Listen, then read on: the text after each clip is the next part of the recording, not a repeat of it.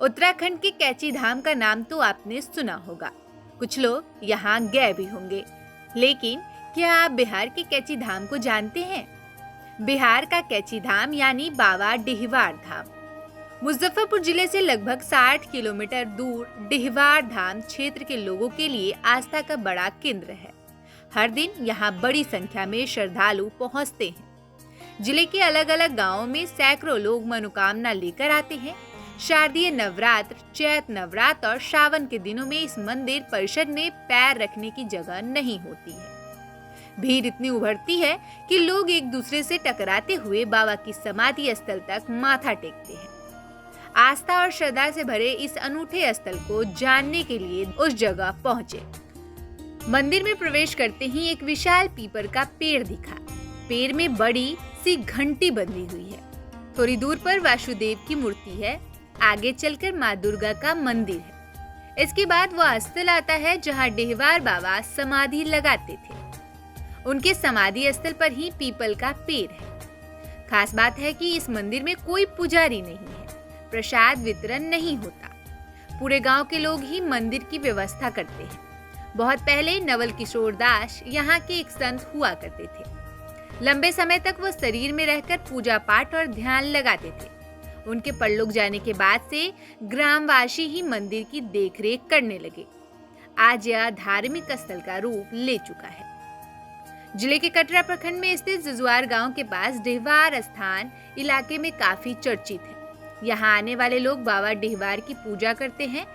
इस विशेष स्थल पर 125 साल पहले यानी सन 1900 में एक संत मुनि हुआ करते थे।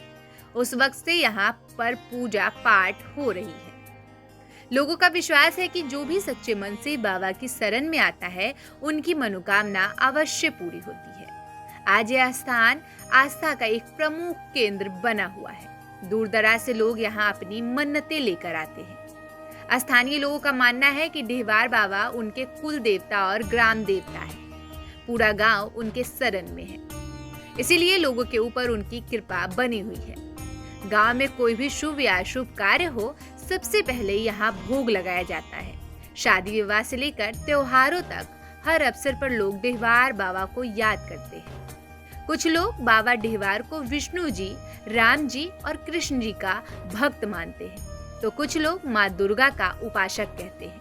मंदिर में भक्तों से बाबा डिहवार की कहानी जानने के बाद हमारे रिपोर्टर गांव के कुछ लोगों से भी इस बारे में जानने की कोशिश की।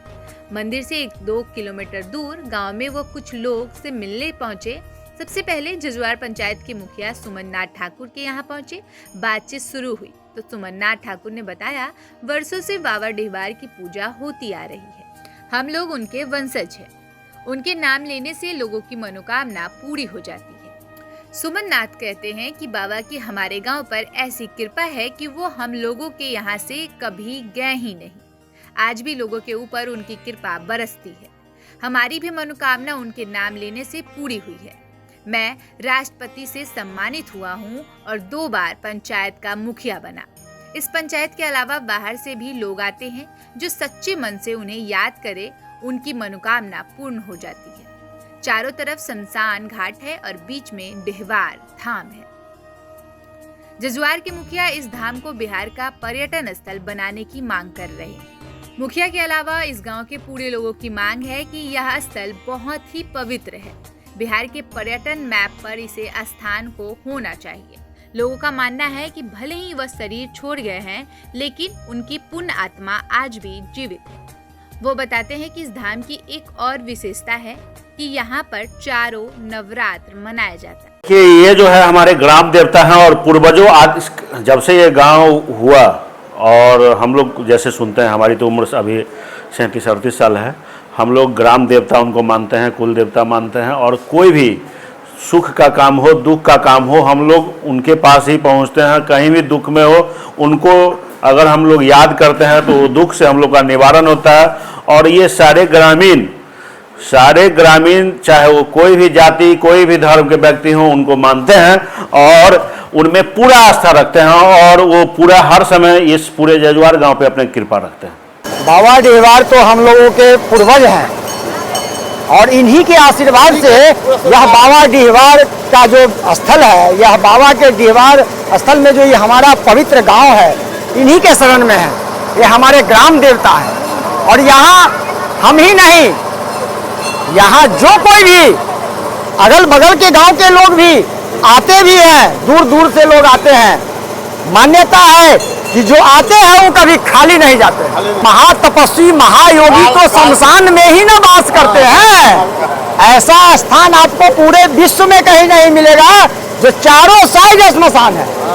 और यहाँ का जो है बाबा यह विभूति रमाते रहते हैं। बाबा डीहवार हमारे आराध्य देव है।